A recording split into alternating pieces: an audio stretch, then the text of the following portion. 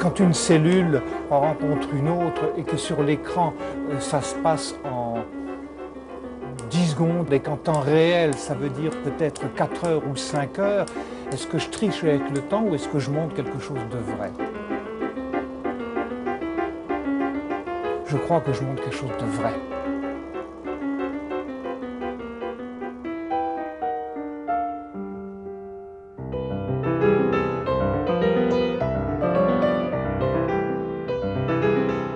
Dans ce laboratoire, je suis particulièrement chargée de m'occuper des cellules. C'est vrai que quand elles arrivent, eh bien, je les prends, je les bichonne. Je suis la maman, la maman des cellules.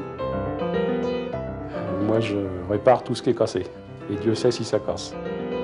Je fais pas que du montage, je développe les films, je fais les photos, je fais la stérilisation pour Nelly. Puis ensuite, bon, je démarre les prises de vue. Sans arrêt, il y a quelque chose à faire.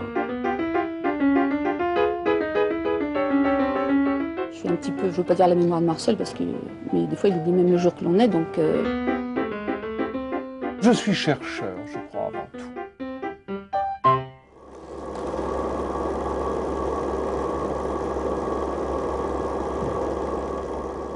Microcinéma, c'est du cinéma sur un microscope.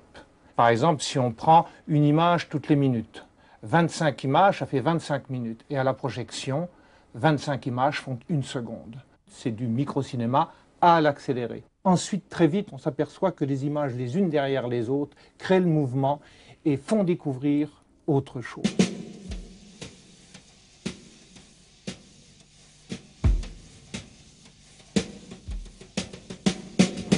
Les 12 salopards. Alors, on avait le macrophage, on avait ici la vésicule où sont les 12 salopards, qui sont les 12 parasites, et on met la drogue pour essayer de les atteindre. Je crois, voilà, introduction de la drogue. Et à ce moment-là, on a dans la vacuole où sont les parasites, on a les parasites qui grossissent. Regarde ça, les voilà.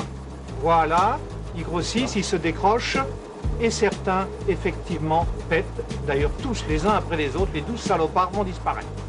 Ce qu'on vient chercher, voilà, c'est d'essayer de comprendre les mécanismes par lesquels un parasite que j'étudie, leishmanie, les agents d'une maladie de la leishmaniose, comment ces parasites s'introduisent à l'intérieur des cellules hôtes, qui sont des grands phagocytes, pour mieux pouvoir atteindre les parasites avec des médicaments ou avec d'autres procédés qui pourraient être développés pour les attaquer dans les compartiments où ils sont. Ça change parce qu'on va accélérer la réalité et la comprendre, parce qu'on va voir en 5 minutes l'équivalent de quelques heures d'observation. Et on va pouvoir suivre des détails, des processus de la pénétration des parasites d'une façon qu'en temps normal, on ne le verrait pas.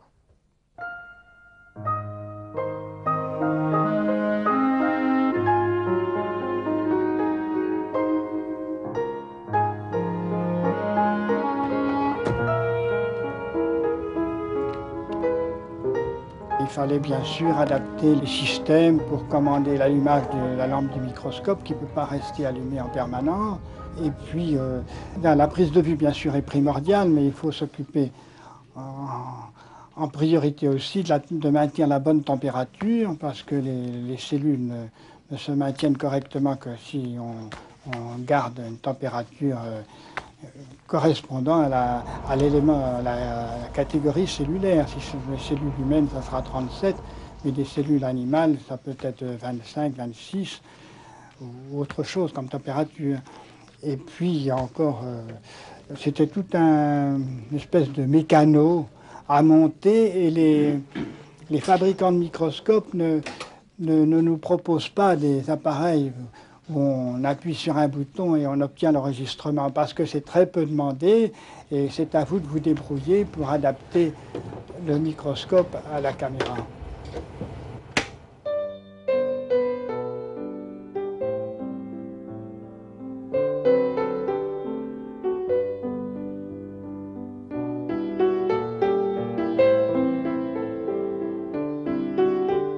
Alors qu'est-ce que vous proposez? Donc je peux remplir le témoin, voir déjà comment ça se passe. Et cette fois-ci, on va mettre le produit, le TGF, aujourd'hui. Au début de la prise de vue. Ah, on l'a vu.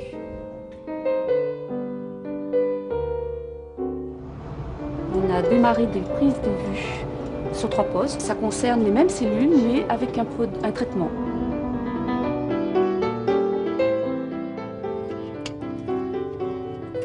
Un facteur de croissance, et donc on espère voir la différence. On pourra mesurer la différence d'avancement du tapis cellulaire.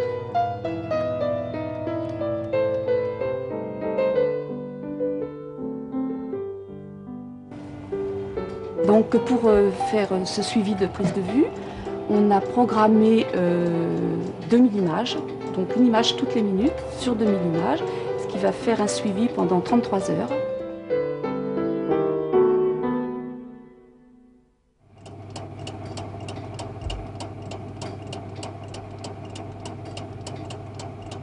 Et donc au bout de ces 33 heures, on aura un phénomène qu'on pourra projeter réduit au visuel, à la table de projection à 20 secondes à peu près.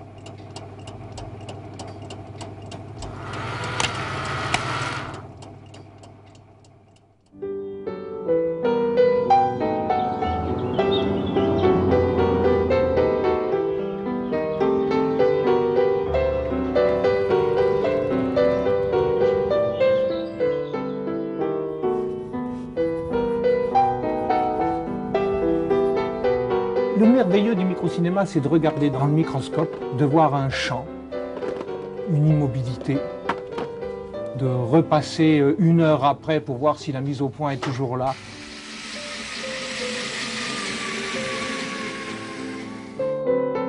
Allez, vous me le donnez là. Oui. De voir pratiquement la même chose, de se dire ah, rien qui se passe, je vais changer de champ, de résister à cette tentation.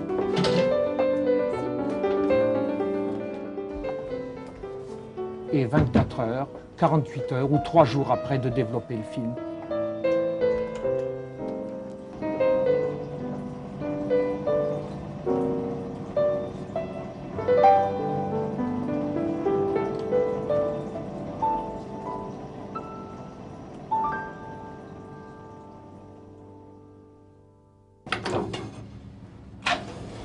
Et quand on le passe ici sur la table de montage, qu'on visionne le film, il y a des choses extraordinaires qui se déroulent, non seulement belles, mais en plus, à chaque instant, on se dit, mais pourquoi ?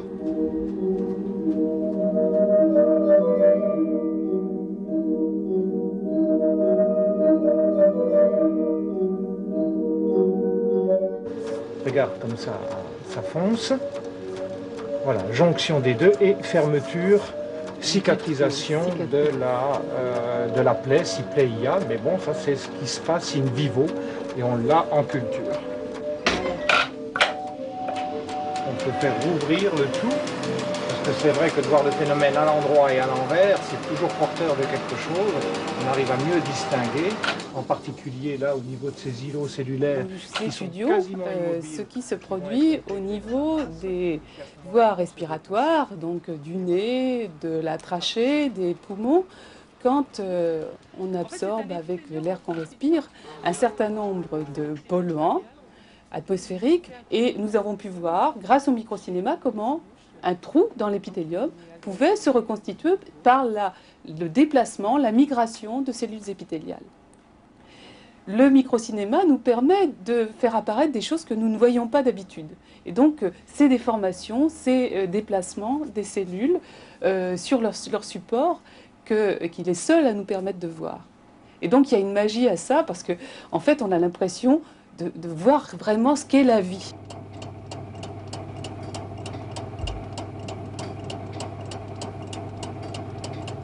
On sait, par exemple au niveau de la conversation cellulaire, que les cellules conversent, qu'il y a une grammaire, qu'il y a un code, quels sont les mots qu'elles peuvent s'envoyer, quelles sont la molécule qui va aller d'une cellule à une autre.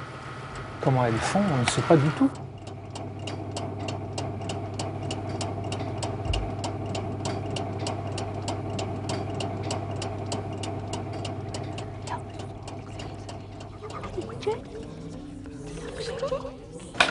Là donc la conversation cellulaire. Vous voyez ici sur la grande diagonale une cellule avec deux noyaux qui sont là, qu'on appelle une cellule musculaire myoblaste, mais peu importe. Et regardez ici en haut, vous voyez une deuxième cellule, avec ici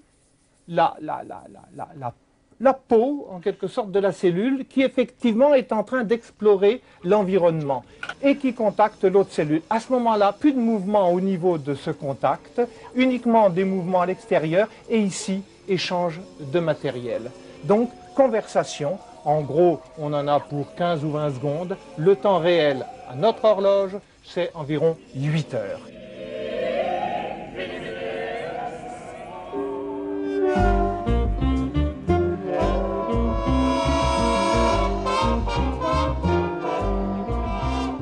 Ce sont des cellules d'os qui ont été mises en culture, comme classiquement. Et vous regardez ici, vous allez voir une espèce de vermicelle. Et ces vermicelles, c'est tout simplement la peau de la cellule, la membrane de la cellule qui délimite la cellule et qui forme des espèces de voiles pour prendre le milieu extérieur.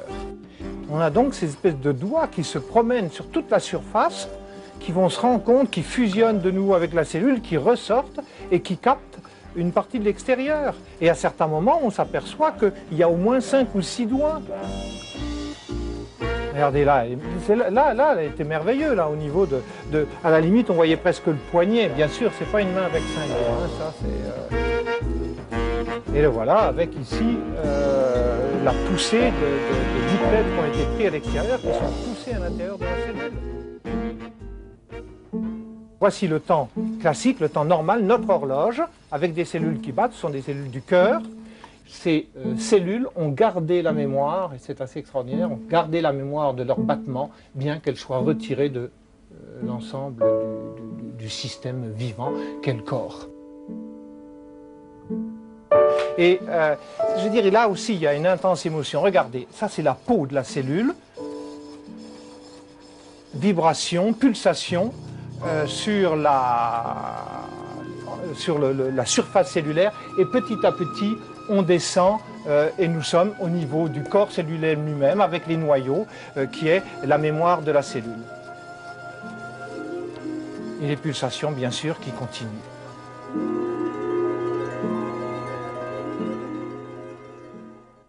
Donc là, la danse qu'on a appelée la danse des kératinocytes, qui sont donc des cellules de la peau, juste en dessous de l'épiderme.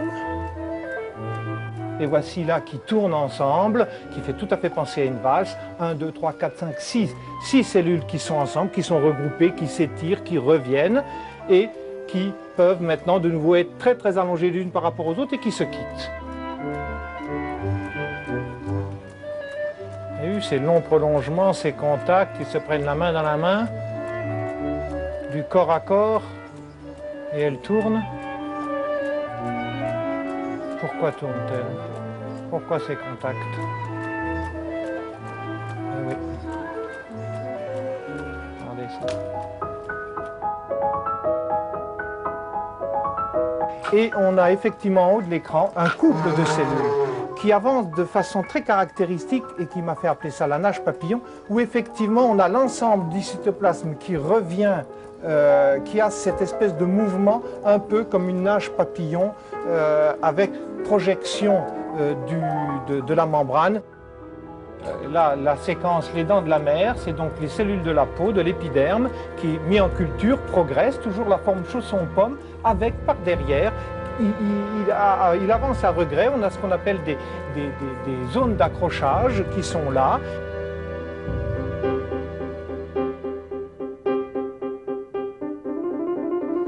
Feu de prairie, pourquoi? Parce que la cellule apparaît comme une structure très brillante, avec une zone noire autour, et le mouvement des membranes cellulaires qui apparaît et qui disparaît, qui brille et qui ne brille plus, et qui font penser effectivement à une espèce de feu nerveuse qui relie les amas les uns aux autres. Le long de ces fibres nerveuses, on a tout un tas de cellules qui courent, qui vont à droite, à gauche, qui s'en vont, reviennent.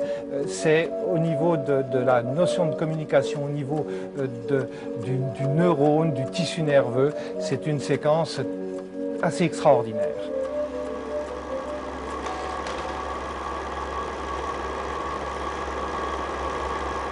C'est du cinéma. Sauf que, bon, la mise en scène, on n'en fait pas beaucoup. On est tributaire de nos acteurs. Mais c'est du cinéma, oui, je pense. C'est tout de même assez fabuleux et c'est vraiment du cinéma. Évidemment, c'est loin des superproductions et des westerns. Mais c'est tout de même du cinéma. Et avec tout ce qu'on a en cinématographie, c'est-à-dire le montage des séquences, éventuellement la sonorisation, le texte, le titrage, c'est complet. J'ai été amené au cinéma par le western, par ce mouvement, par cette simplicité de l'image, par effectivement quelqu'un qui court après quelqu'un d'autre, et en même temps, à travers quoi on arrive à exprimer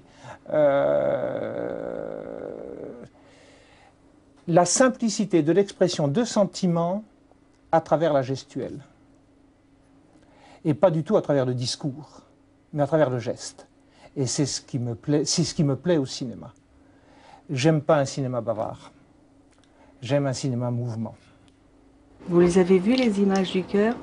Vous les avez vues, vous avez vu comme elles sont belles? Et je m'en lasse jamais de les regarder.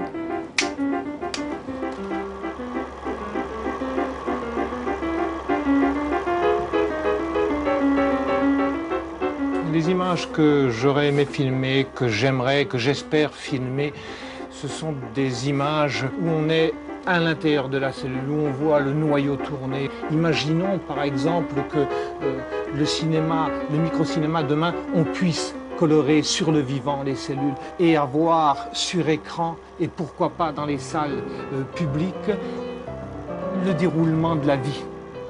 Et sans parole, ça sera du muet. Mais la couleur et la vie sera là pour nous dire effectivement, c'est ça ce qu'on est, c'est notre moi le plus profond, notre moi biologique.